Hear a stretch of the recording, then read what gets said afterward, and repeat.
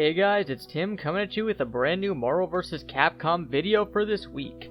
Now, back when I did my top 5 Capcom characters to appear in this game, I put on the list PTX40 from Lost Planet.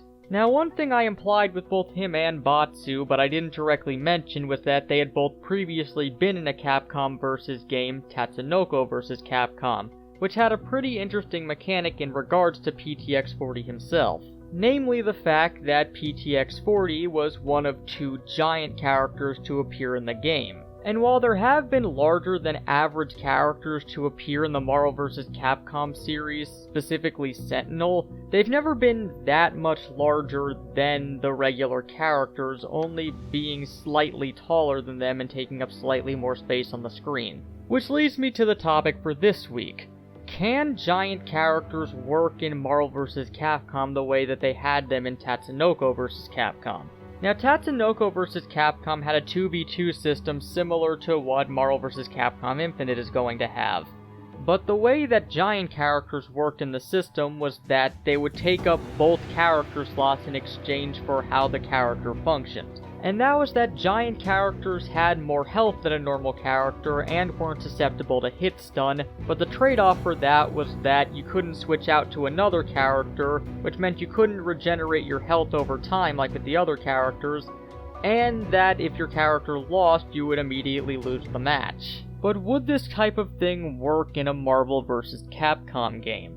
Because while it is 2v2 like Tatsunoko vs. Capcom, this does tend to go against a lot of what the appeal of Marvel vs. Capcom is. That being that the faster play speed and the ability to switch out to various partners allows you to rack up very quick, long-running combos to help do maximum amounts of damage. This is to the point that even after losing the assists from the first game or the third character slot from the previous 2 before Infinite, they still put in a free-form combo system that allowed for instantaneous switching in order to maximize combos. So if you were to put in a giant character who isn't as susceptible to hit stun, they could easily break you out of any of your combos since there's nothing stopping them from attacking back. But on the flip side, if you were to take away the ability to avoid hit stun in order to include giant characters into this system, then that would put giant characters at a huge disadvantage, because they have a larger area space to hit, and on the flip side, anyone playing as them would be like playing against Oddjob and GoldenEye.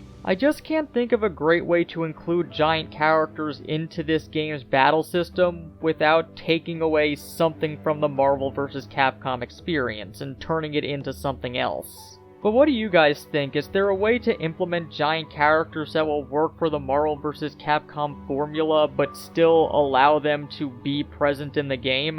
Or am I onto this that there's really not a good way to implement them into the Marvel vs. Capcom system and they should maybe be saved for another kind of game? Well, as always, let us know down in the comments, and this has been Tim from the Hybrid Network, signing out.